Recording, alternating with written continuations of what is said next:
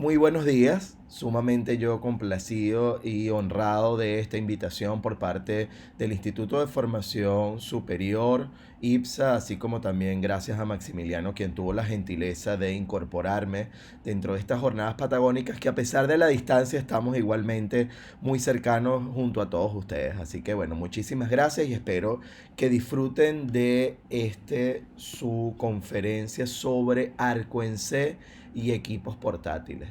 ¿Podrá considerarse como un peligro inminente o como un riesgo controlado?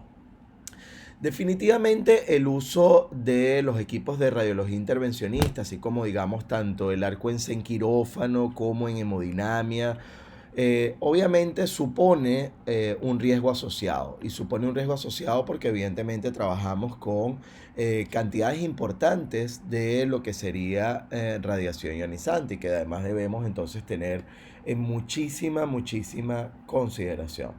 Por otro lado, sabemos también que tenemos, por ejemplo, equipos biplanares, equipos ya rígidos en forma de arco en C, que también han podido ser utilizados, pero en menor medida, y sobre todo este tipo de equipos utilizados más que todo en hospitales universitarios. Sin embargo, han estado mucho en desuso debido a que una doble exposición del paciente no contribuye en nada en términos de las dosis que van a recibir, y por supuesto en términos de la imagen no vamos a tener mayor mejoría porque siempre el médico va a estar viendo una de ellas para poder tener la guía o la referencia. Entonces este tipo de equipos realmente ha sido poco utilizado. Sin embargo, vemos por supuesto equipos más modernos, equipos que evidentemente están a la vanguardia. En cualquier caso, sea cual sea de ellos, por supuesto que tenemos una diferenciación fundamental en términos de que cuando trabajamos, por ejemplo, con equipos de arco en C, estamos trabajando con fluoroscopía, es decir, estamos viendo un video, no estamos viendo una imagen estática, sino que definitivamente estamos entonces analizando justamente lo que tiene que ver con una secuencia de imágenes obtenidas. Entonces, ¿qué pasa? ¿Qué pasa con toda esta historia? Que definitivamente, a pesar de que tiene grandes ventajas, también tiene ciertos efectos que podemos ver. Y son efectos como estos. Fíjense ustedes las imágenes de nuestros pacientes en donde definitivamente tenemos una afectación importante, es decir, podemos ver un efecto determinístico, una quemadura radioinducida. ¿Sí? Fíjense ustedes también a nivel obviamente de espalda. Es decir, definitivamente la utilización del arco en C en primera medida supone un riesgo. Pero si nosotros comprendemos cómo funciona y efectivamente qué medidas de protección radiológica podemos tener tanto para con el paciente como para con nosotros mismos, evidentemente tendremos entonces un punto de honor, un primer paso para buscar justamente la estabilidad y la menor cantidad de dosis posible para ello. Así que lo primero, por supuesto, pasa por conocer a profundidad nuestro equipo, y esto significa realizar los controles de calidad del mismo, conocer efectivamente en dónde estamos entregando la mayor dosis de radiación, si cuando colocamos los parámetros técnicos efectivamente son los adecuados, hacer todas las mediciones correspondientes en términos de fando, en términos dosimétricos, en términos de calidad de imagen diagnóstica, de manera tal de garantizar con nuestro equipo médico cuáles son las características que van a mantener y a salvaguardar la vida de nuestros pacientes, y por supuesto a mejorar lo que serían las dosis que pudiésemos recibir nosotros, los miembros del staff. De esta manera entonces es importante aclarar en primera medida que siempre que hablamos de exposición a radiaciones y a fuentes artificiales de radiación, es el diagnóstico médico el que supera con creces la cantidad de radiación que pudiésemos estar proveniente de las explosiones nucleares, de Chernóbil, de Fukushima, de la energía nuclear. Es decir, justamente más del 98% de nuestra exposición debido a fuentes artificiales de radiación ionizante proviene justamente del diagnóstico médico. Es de esta manera como tanto en la utilización del arco en C como en la utilización de los rayos X portátiles pasamos definitivamente primero por el principio de justificación de la práctica, es decir, que tengamos un mayor beneficio que el detrimento de la salud que va a presentar. Pero luego tenemos un segundo principio, que aquí sí la pelota está del lado de nuestro equipo técnico y tiene que ver justamente con la optimización. Ustedes habrán escuchado el acrónimo ALARA, de la cual nos referimos a que la dosis sea tan baja como razonablemente sea posible o alcanzable. Este razonablemente quiere decir que yo debo poner en una balanza riesgo y beneficio y debo sí suponer que voy a disminuir los parámetros técnicos, pero sin que se afecte la calidad diagnóstica de la imagen. Porque al afectar la calidad diagnóstica de la imagen tendré entonces que nuevamente repetir, por supuesto, el estudio, por lo tanto no estoy haciendo nada en materia de protección radiológica. Pero este principio de optimización no vino solamente con el principio ALARA. Definitivamente este acrónimo fue bastante útil durante muchos años, pero fue necesario complementarlo con otro y corresponde justamente al que nosotros conocemos como el principio AHAM.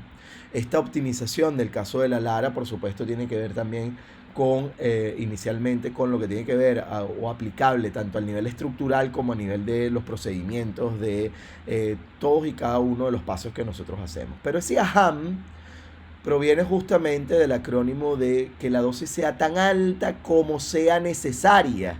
Y aquí uno dice, bueno, Marta, ¿de qué estamos hablando de protección? Sí, estamos hablando de protección porque la protección radiológica no quiere decir que es un oficial, un policía que dice, no, se suspende el estudio porque ya completamos más de 1 hora o más de 2 horas o lo que sea. No, si el paciente está en paro, necesitamos colocar 3 stent, ya lo habíamos irradiado 1 hora o 2 horas y necesitamos nuevamente volverlo a irradiar porque su vida corre peligro y necesitamos completar este estudio, entonces él requerirá la dosis tan alta como sea necesaria. ¿Que eso supone ahora una quemadura radioinducida? Sí, por eso es que es muy importante que tengamos en cuenta entonces parámetros técnicos a partir de los cuales sabemos que podemos presentar, dependiendo del modo fluoroscopía o el modo cine, bueno, a partir de cuánto tiempo pudiéramos estar presentando un determinado efecto determinístico, también conocido como lesión tisular nociva. Entonces, el principio AHAM se aplica muchísimo, tanto en el caso de radioterapia como en la terapia metabólica con radionucleidos, en el caso de medicina nuclear y, por supuesto, en el caso del arco en C, incluso en el caso de los rayos X portátiles. Es decir, si el paciente requiere realizarse y está justificado el realizarse diferentes secuencias de estudio, evidentemente tenemos que hacerlo. Fíjense que el caso más particular que les he traído es el caso de arco en C, porque es donde supone la mayor cantidad de exposición a la radiación. Esto tiene que ver justamente con, fíjense, estos umbrales de dosis para ver efectos determinísticos de estas reacciones tisulares nocivas. Fíjense algo bien particular. Hay 2 puntos que quiero resaltar con esta lámina. Lo primero es el tiempo de inicio del efecto. Es decir, a pesar de que hablamos que los efectos determinísticos son inmediatos o tienen un corto periodo de tiempo para presentarse, esto no quiere decir que sea instantáneo. Quiere decir que puede ocurrir de algunas horas, un eritema temporal, por ejemplo, trasciente, o en algunos días, que puede convertirse en semanas, para poder ver efectos aún más graves. ¿Qué es lo importante a resaltar en el caso de los efectos determinísticos que podemos ver acá? El segundo aspecto de consideración. Fíjense que el modo de fluoroscopía baja, ¿sí? Fíjense que yo requiero, por ejemplo, de 100 minutos para tener un eritema trasciente temporal y de aproximadamente 5 horas para poder tener un eritema permanente. Pero en muy poco tiempo, en modalidad de tipo cine, fíjense cómo yo con apenas 10 minutos de modo cine puedo tener un eritema temporal y en apenas 30 minutos poder tener un eritema permanente. Esto supone entonces que necesitamos comprender cómo proteger a nuestro paciente y cómo protegernos a nosotros, los miembros del staff. Porque en la medida en la cual estamos entregando mayor cantidad de dosis al paciente, también estamos entregando mayor cantidad de dosis a nosotros, quienes estamos trabajando justamente en el área de quirófano o en las áreas de intervencionismo. Entonces, teniendo en consideración esto, es muy importante que, así como les presenté las imágenes de efectos que podíamos ver, por ejemplo, en el caso de muchos de nuestros pacientes, también es cierto que podemos ver depilaciones como esta, consecuencias, efectos en nuestro personal médico justamente en las prácticas de intervencionismo. Este es un detalle muy, pero muy importante. Entender, por supuesto, que la utilización de los dispositivos de protección radiológica puede ser que sean cansones, que pesen, que me molesten a la hora de realizar procedimientos, pero es la alternativa fundamental para protegernos y disminuir las dosis de radiación. La utilización de gafas plomadas, la utilización de protector tiroideo. Fíjense cómo acá en esta intervención no lo tenemos presente. Tenemos sí la falda chaleco, pero fíjense ustedes cómo hemos dejado de lado muchos de los implementos. Por otro lado, es importante entonces sí tener una buena consideración de delantal plomado, protector de tiroides, dosimetría y por supuesto las gafas plomadas.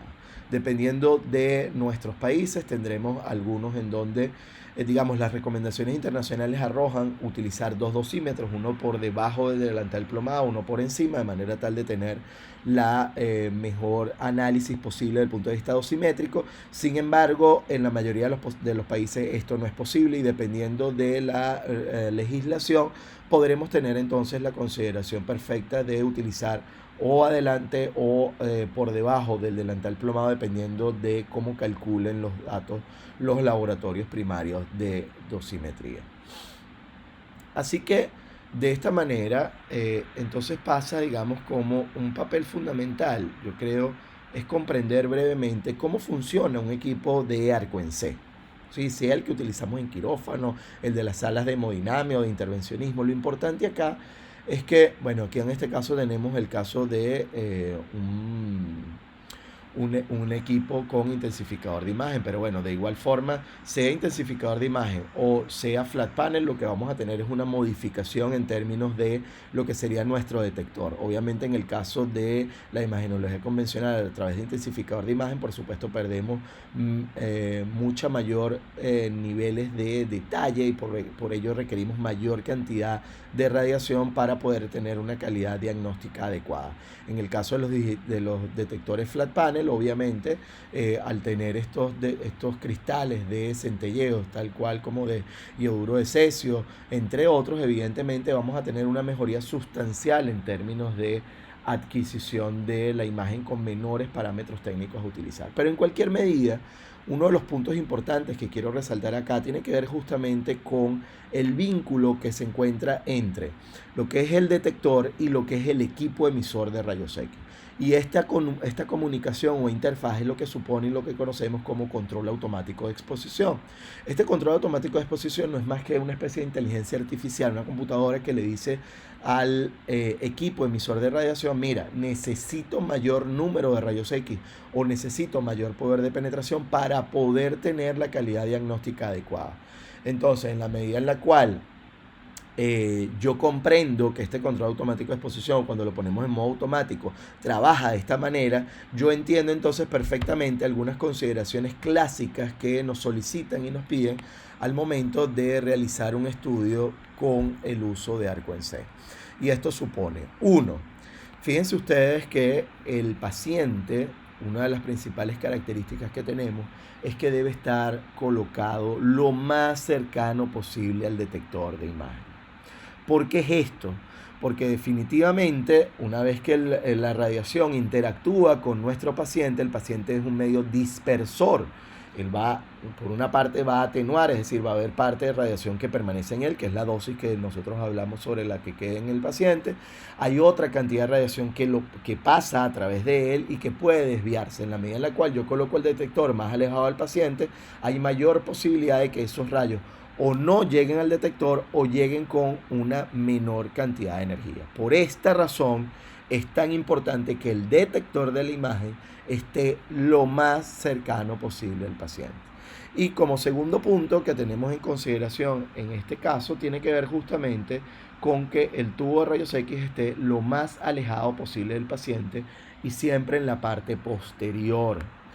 Hay una mala costumbre, sobre todo en nuestras áreas de quirófano y sobre todo con el caso de nuestro equipo de traumatología, en donde utilizamos el detector o el intensificador de imagen como una especie de mesa de mayo, en donde colocamos allí la mano o la extremidad para hacer la valoración.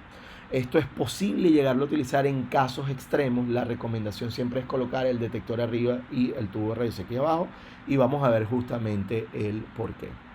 Antes de esto, evidentemente, tomar en consideración la referencia de la radiología intervencionista, que está alrededor de un punto de isocentro a través del cual gira este tubo de rayos X, que está normalmente a unos 75 centímetros con respecto al tubo de rayos X.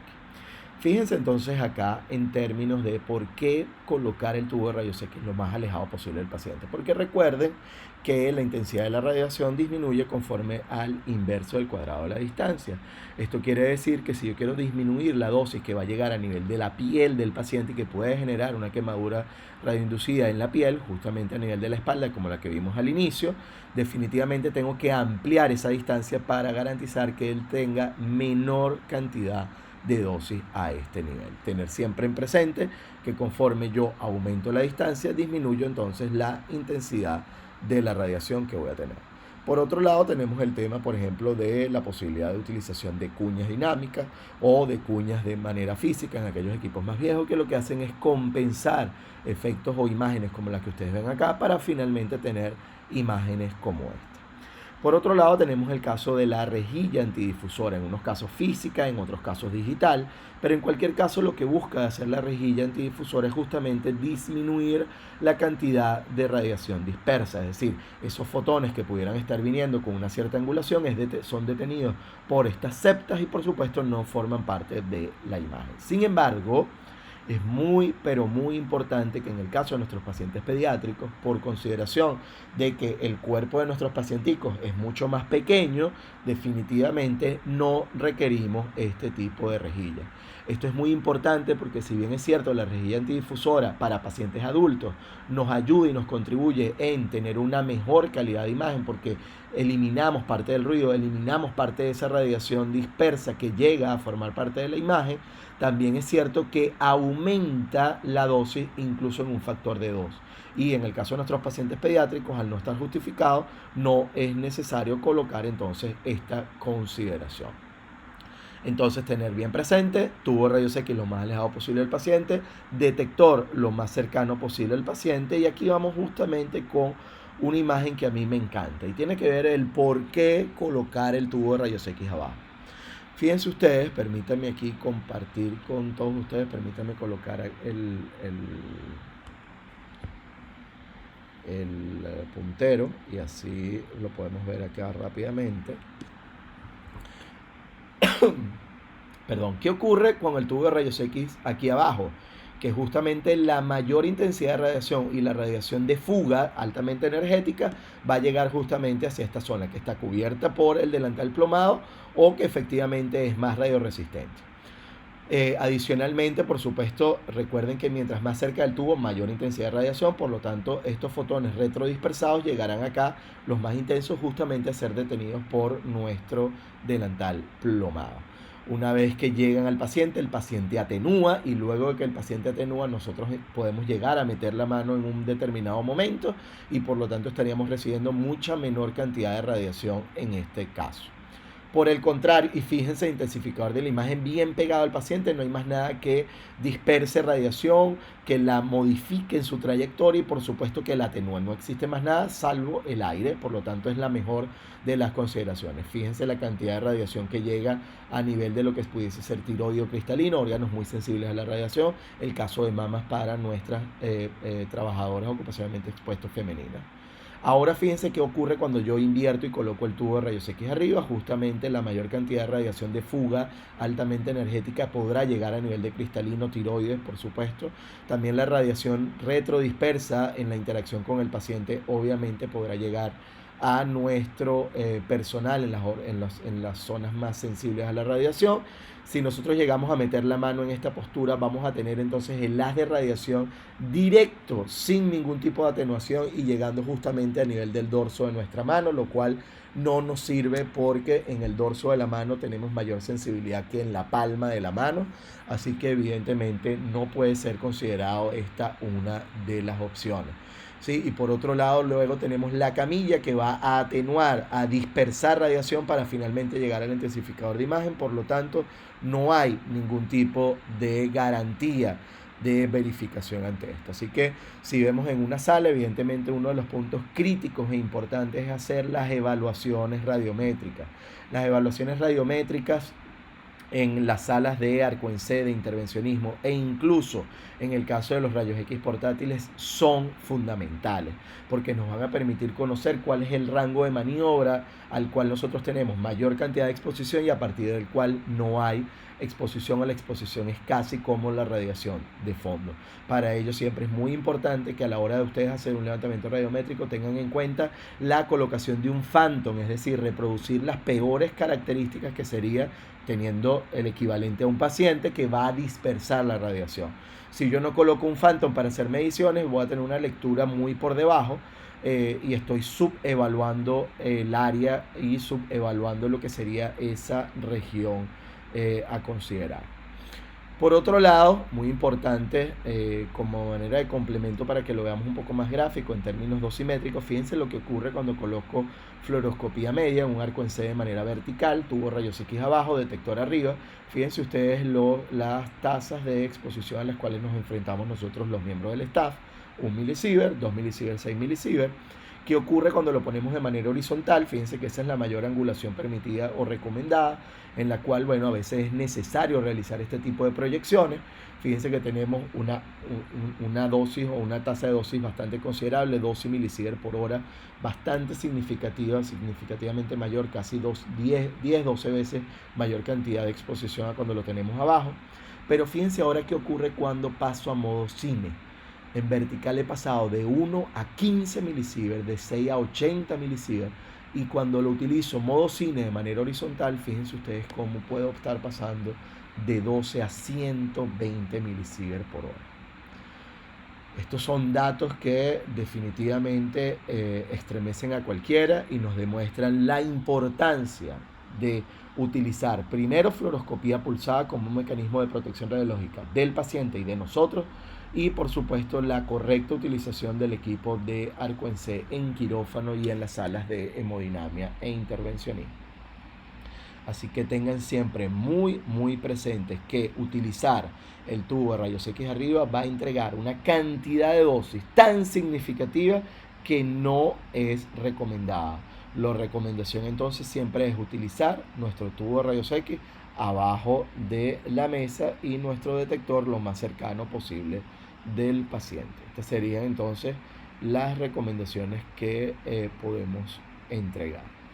Adicionalmente, bueno, por supuesto dentro del levantamiento radiométrico, en aquellas salas particulares, en aquellas salas especiales, como hemodinamia e intervencionismo, evidentemente hacer la valoración de cada una de las barreras. En el caso, por ejemplo, de rayos X portátil y de ARCO-ENCE de quirófano, es importante tener en consideración colocar un phantom en una determinada camilla y hacer la medición general. Por lo general, ¿qué vamos a tener?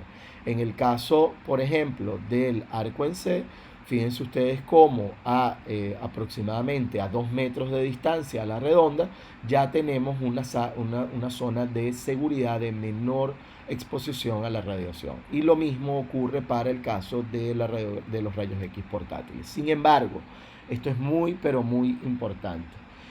A mí me dicen, bueno, ¿a qué distancia estamos seguros? A la distancia que usted mida. Es decir, tenemos unas referencias, pero cada equipo tiene sus particularidades. Hay algunos equipos a los cuales se les ha reemplazado el tubo de rayos X, hay algunos equipos a los cuales no se les ha presentado controles de calidad y no sabemos cómo están operando.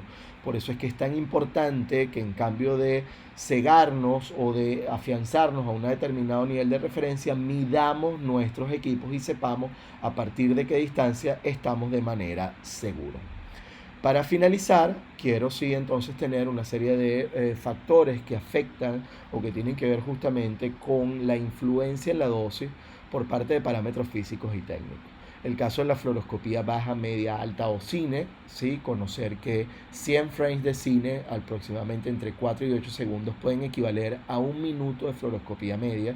Por lo tanto, tenemos que justificar la utilización del modo cine. A muchos médicos les encanta la modalidad cine para presentar los casos o en los congresos o a sus propios pacientes, lo entendemos, pero sepamos utilizar la modalidad cine solamente cuando sea necesario. Esto no quiere decir que no la vamos a utilizar. Esto quiere decir que si yo requiero, por ejemplo, hacer una verificación o una evaluación de que si un balón ha abierto o no ha abierto, bueno, eso perfectamente lo puedo realizar con fluoroscopía de media. Por el contrario, si yo necesito tener un nivel de detalle muy amplio a la hora de la colocación de un stent, bueno, luego de que ya he hecho toda la guía y he colocado la guía finalmente hasta la arteria coronaria a tratar, lo he hecho con fluoroscopía media y luego requiero colocar contraste, administrar y verificar a detalle, puedo utilizar el modo cine, pero con mucho resguardo. Esto es muy, pero muy importante. Por otro lado, tenemos una serie de parámetros que tienen que ver, por ejemplo, con nuestro paciente, en el cual yo no puedo, normalmente los pacientes que vienen complicados, en el caso de hemodinamia o de radiología intervencionista, pueden ser pacientes obesos. Sin embargo, no quiere decir que los voy a mandar a dieta o a que coman Herbalife antes de que regresen, eso no es posible, pero sí es importante conocer que un incremento de grosor de entre 4 y 5 centímetros puede incrementar en un factor de 2 la dosis que va a recibir. Esto es fundamental porque si sé que un paciente es más obeso, también sé que va a recibir mayor cantidad de dosis, tengo que ver entonces mayor cantidad de angulaciones para no afectar lo que sería la dosis a nivel de piel y por supuesto disminuir la posibilidad de generar efectos determinísticos. Por otro lado, también conocer que la magnificación va a poder afectar también la dosis. Pasar de 23 a 18 centímetros puede suponer un incremento entre un 30 y un 40% más de dosis en piel. Entonces, fundamental, por supuesto, que en la medida en la cual recordar que la colimación es básica, en la medida en la cual yo colimo las de radiación, por supuesto, entrego menor cantidad de dosis de radiación a mi paciente y, por supuesto, menor cantidad de radiación a nuestro personal del staff. Estas son algunas consideraciones muy básicas, ¿sí? Tener en cuenta el hecho, por ejemplo, también del correcto posicionamiento del órgano de interés en el isocentro, de manera tal de que me permita una fácil reorientación del arco al moverlo, y de esta manera fíjense cómo yo puedo distribuir la cantidad de dosis que va a recibir este paciente a nivel de piel. Ahora distribuye acá, distribuye acá, distribuye acá, y de esta manera no tengo un punto focal o un punto importante caliente donde va a recibir mayor cantidad de dosis, pero sí saber que evidentemente entonces en la medida en la cual aumento el grosor de ese paciente o me voy al caso extremo, por ejemplo, en donde angulo a la mayor distancia en esta posición, evidentemente voy a incrementar la dosis en él. Entonces saber que para la computadora es como que si yo estuviese colocando mayor cantidad de pacientes cuando me inclino en esta postura. Evidentemente él requiere un número de fotones o de rayos X para tener una calidad diagnóstica adecuada, tal y como lo abordamos al inicio. Por eso es que es muy importante que si tengo en consideración estos factores, entonces ya sé cómo puedo yo proteger efectivamente a mi paciente. En el caso de nuestro personal de salud, hay equipamiento, por ejemplo, como el que les presento aquí a continuación, en donde tenemos dispositivos, una especie de armaduras que nos protegen o nos blindan con respecto a la radiación. Esto en el caso de Lemmer Parks, ¿sí? Una empresa francesa en la cual hace una especie de cabinas que garantizan o minimizan la cantidad de radiación que evidentemente va a recibir el personal y no tienen por qué utilizar el chaleco o el delantal plomado. Sin embargo, esto obedece también obviamente a las posibilidades financieras y de movilidad que se requieren en un determinado procedimiento. ¿Qué cosas vemos a veces en nuestros servicios? Bueno, vemos el trencito o el esconderse uno detrás del otro. ¿Qué pasa con este procedimiento? ¿Es válido? ¿No es válido? Definitivamente en el momento en el cual yo me coloco detrás de una persona, vamos a suponer que estoy en un área de muy bajos recursos, en una locación bastante complicada donde solamente tenemos 2 petos y tenemos o 2 delantales plomados y tenemos a 6 personas allí, definitivamente en el momento del disparo yo puedo colocarme detrás de otra persona que ya tenga el delantal plomado y esta me permitirá o me servirá como una barrera física. Sin embargo, evidentemente, ¿qué cosas no pueden ocurrir? Cosas en donde si yo voy a utilizar, por ejemplo, tenemos todos los delantales, pero son delantales solamente con protección frontal, yo debo saber que es muy importante que siempre debo dar en la parte frontal hacia el paciente y hacia el equipo, porque el paciente es el medio dispersor. En el momento en el cual yo giro, en ese momento yo empiezo a recibir dosis de radiación y no estoy haciendo absolutamente nada. Entonces, ¿puedo protegerme utilizando un delantal plomado con protección frontal? Sí, pero siempre y cuando conozca y sepa que durante todo el procedimiento, si yo soy el instrumentista, debo entregar todas las cosas de manera frontal siempre hacia el paciente si están disparando y nunca dar la espalda al paciente o al equipo. Por supuesto, considerar obviamente que todo el personal debe saber con qué estamos trabajando, cosa que obviamente los delantales no pueden mandarse a lavandería, como evidentemente pueden ver en estas imágenes acá. Así que es bien importante tener en consideración incluso la información que damos y entregamos al resto del personal de otras áreas. En nuestra área, por supuesto, un delantal plomado debe verse de esta manera, bien homogéneo en términos de la atenuación a la radiación, cosas que no deben pasar. Fíjense ustedes, acá vemos un debilitamiento en el material de blindaje y por otro lado podemos ver una ruptura del material de blindaje. Entonces, ¿qué es importante? Hacer la verificación de los dispositivos de protección radiológica. El dispositivo puede verse bello por fuera y puede estar destruido por dentro. Puede tener 20 años y decir, mira, ese delantal no debe servir, pero cuando hacemos la verificación y la evaluación vemos que está perfectamente correcto. Entonces, no nos dejemos llevar precisamente por la tapa del libro, veamos y enfoquémonos justamente en lo que está dentro, que es lo que realmente nos protege. Y hablando de protección de delantales plomados, sí comprender que tenemos diferentes espesores, por ejemplo de 0,25 milímetros de plomo, en los cuales voy a tener un porcentaje muy importante de atenuación, en donde solamente dejo pasar entre un 2 y un 15%, dependiendo del kilovoltaje utilizado, y en el caso de 0,50 milímetros de plomo, en donde dejo atravesar máximo un 7% en kilovoltaje alrededor de los 100 kilovoltios. Entonces, teniendo en consideración estos aspectos, es muy importante siempre tener una verificación adecuada de sus dispositivos de protección radiológica, ya que estos dispositivos de protección radiológica, esta armadura, la puedo yo también comparar con la armadura, por ejemplo, que me brinda un avión. Es decir, ese fuselaje, todo lo que tiene que ver con esa cobertura del avión nos permite desplazarnos de un punto a un punto B de manera segura, nos protege de toda la intemperie, pero ese avión no se maneja solo, ese avión tiene una serie de controles o de indicadores que me dicen, mira, sí, vas por buen camino, vas por mal camino, mejora la altitud, la velocidad, y en nuestro caso estas brújulas e indicadores son nuestros dosímetros, son justamente la dosimetría la que nos permite y nos garantiza tener entonces la direccionalidad y el conocimiento perfecto de cuánta dosis estamos recibiendo nosotros y por supuesto si podemos optimizar aún más nuestros procedimientos. Tengan en cuenta, y con esto ya sí me voy despidiendo, tengan en cuenta entonces que nuestros pacientes, ¿sí?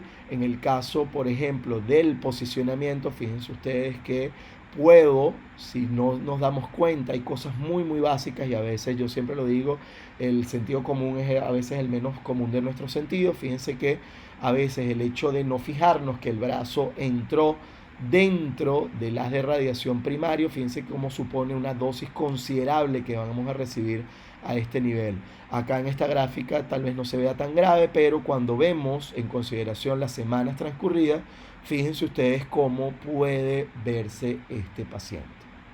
Así que por favor, siempre tengamos en cuenta que estamos trabajando con altos tiempos de exposición a la radiación, en el caso de la utilización de arco en C, y que por consiguiente nosotros entonces debemos velar por proteger a nuestros pacientes y protegernos a nosotros mismos. Tener también en consideración que dentro de la optimización de los parámetros técnicos, por ejemplo, en el caso de la relación señal-ruido, fíjense ustedes cómo yo puedo tener una imagen como esta, con extraordinario nivel de detalle. Esta imagen es de muy baja calidad, no me sirve desde el punto de vista diagnóstico, pero una imagen intermedia me va a permitir tener una buena calidad diagnóstica con una dosis que puede ser 4 veces menor a esta. Entonces es fundamental que trabajemos siempre de la mano de nuestro equipo médico y técnico. También recordarles, por supuesto, la colocación adecuada de nuestros chalecos. Fíjense ustedes, el tubo de rayos X está apuntando en esta dirección y miren ustedes cómo tengo esta parte al descubierto. No nos sirve de absolutamente nada. Y de igual forma recordarles entonces que aquí tenemos una intervención del lado derecho, una intervención del lado izquierdo, tenemos 6 personas acá, 6 personas acá. ¿Qué está mal en esta imagen? Aparte de nuestro amigo que está aquí medio dormido, lo importante es que fíjense ustedes, todos los dosímetros están acá guindados. Entonces recordemos utilizar la dosimetría porque es la manera que vamos a tener para poder hacer un monitoreo individual de la cantidad de radiación que ustedes están recibiendo. De esta manera, entonces, por supuesto, me despido de ustedes agradeciéndole nuevamente al Instituto de Formación Superior, por supuesto, a Maximiliano que tuvo, digamos, la gentileza de invitarme y a todos y cada uno de ustedes quienes nos han seguido en esta conferencia. Muchísimas gracias, espero que les haya gustado y ante cualquier duda, recuerden que estamos a su disposición y de igual forma pueden conseguirnos, por supuesto, también pueden contactarse directamente conmigo a través de lo que serían nuestras redes sociales, a través de Serovka y estaremos plenamente complacidos de poderlos atender. Allí en nuestras redes sociales, en nuestro canal de YouTube tenemos una serie de conferencias, de cápsulas académicas y por supuesto a través de nuestro correo electrónico. Muchísimas gracias y que sigan pasándola muy bien con estas maravillosas jornadas de actualización patagónica.